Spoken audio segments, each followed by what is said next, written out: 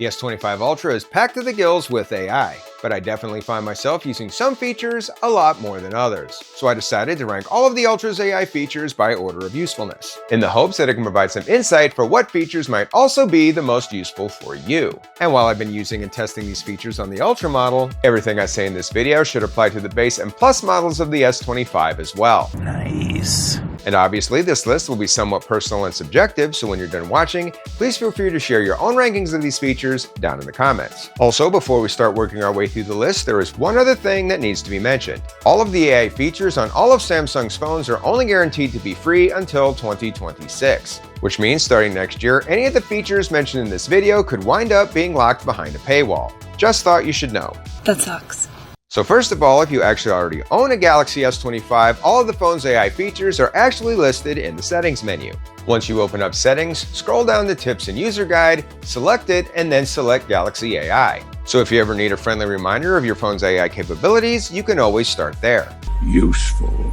And kicking off our list as the least useful AI feature of the S25 series are live effects. The live effect feature is supposed to, and I quote,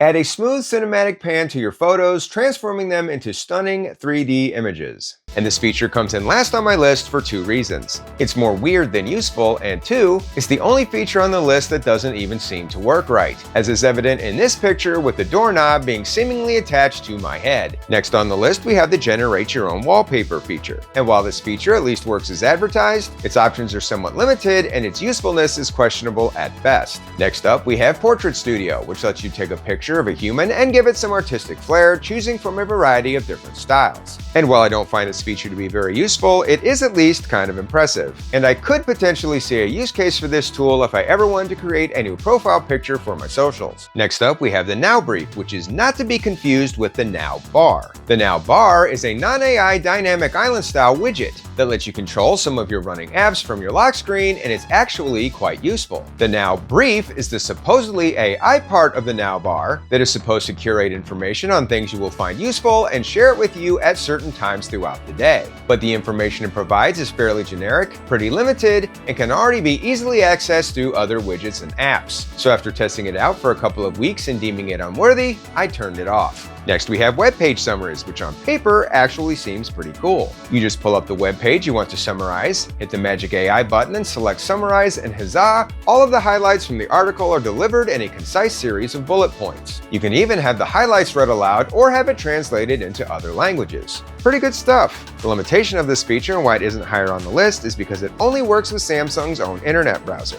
So if you are someone who only uses Samsung products and always uses Samsung internet, I could see this feature actually being quite useful. However, since I bounce around between devices, like my phone and my computer all the time, I use Chrome. So for me personally, I couldn't put this feature any higher on the list. And that brings us to our next feature on the list, translation tools. Besides being able to translate web pages and webpage summaries, you can also translate voice recordings taken with the Samsung Voice Recorder app. You can get real-time translation in voice and calling apps. You can translate text messages when using the Samsung keyboard, and the Interpreter app provides real-time translation during face-to-face conversations. And while these features are indeed powerful, it has to be mentioned that they don't always work perfectly, and not all languages are supported. And for me personally, since I spend most of my time stateside with the exception of my trip to Italy last year, I really haven't used these features all that much. So I'm ranking them here in the middle-ish section of the list. That doesn't make sense. Next, we have the writing assistance features, which lets you check your spelling and grammar, change your writing style, or even help you compose what you want to say when you present it with a main idea. And while these features are undeniably powerful, they do have some limitations. For example, the features aren't compatible with most third-party apps, so to take full advantage of them, you will have to use Samsung's own keyboard, or you can try to select the text on your screen with the AI Select tool. And we will talk more about AI Select later. I can't wait.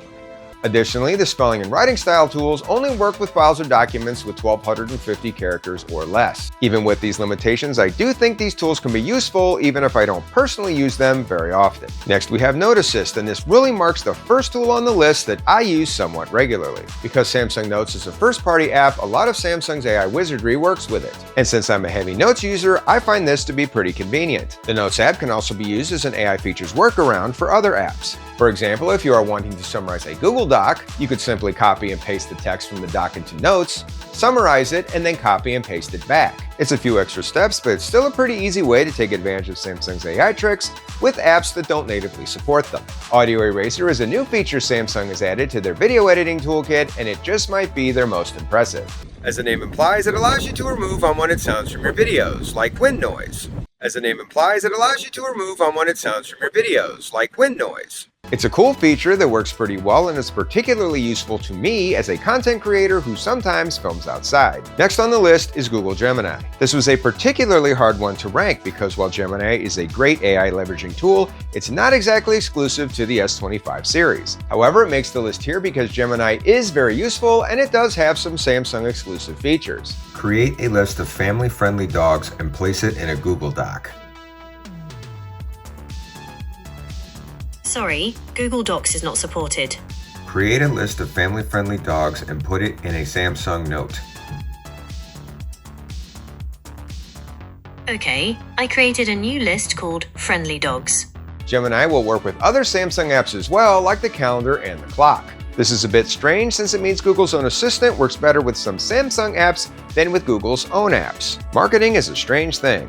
You got that right. The next feature on the list, which was already mentioned earlier, is AI Select, which lets you select anything on your phone's screen and then gives you a bunch of contextual options for what to do with it. For example, if you select a picture from an article you are reading, you could share it, copy it, download it, or set it as your wallpaper. You can also open it in the Portrait Studio or drag it to another app. If you select some text, you can copy it, share it, drag it into another app, or edit the text with the previously mentioned writing assist tools. The major limitation of this tool is you can only select what is currently on your screen. You can't select entire web pages or documents. However, even with this limitation, I still think it's one of the S25 series' most useful features. Yes, for sure.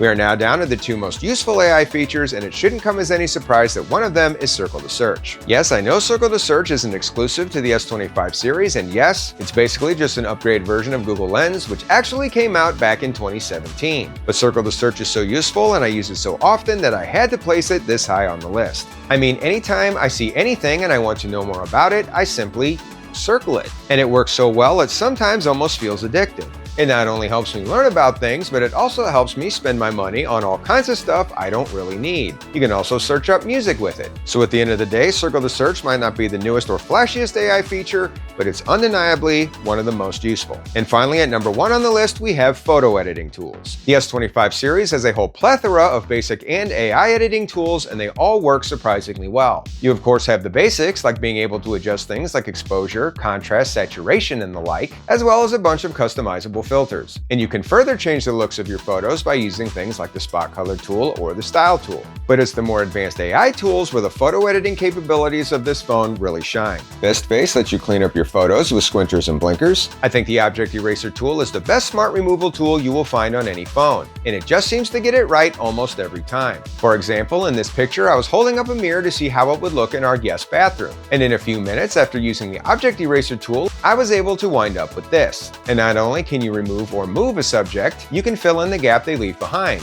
And this feature also usually works really well. As you might have seen in other reviews, this feature even works with faces, which is super impressive even if it is a bit weird. You can also easily remove backgrounds by saving objects and people as images, or you can save subjects as stickers and add them to other images. There is also Sketch to Image, which lets you add other elements to your pictures, and this feature really shines on the Ultra when using the S Pen. And while all of these features are really impressive in their own right, it's when you use the tools together they reveal their true power. In this example, my wife created this painting and wanted to see how it would look if she painted a larger version and placed it over our staircase. So first I used Sketch to Image just to see what putting a generic painting in the space would look like. Once we decided to move forward with the idea, I made a sticker out of her painting and placed it in the picture of the staircase. I also used these features to help us picture some potential kitchen renovations. And while the results certainly aren't perfect, they were certainly good enough to help us visualize the changes and help us make a decision. It's honestly next level stuff, and I'm not sure any other phone or any other device for that matter could have pulled it off, at least not this well. Agreed. Well, that's the end of my list, but as I mentioned before, if your list looks different, it would be great if you shared it down in the comments, so that way we can all continue to learn from each other. As always, I hope you found this video useful. Thank you for watching, and until next time, this is Rando Tech Info, signing out.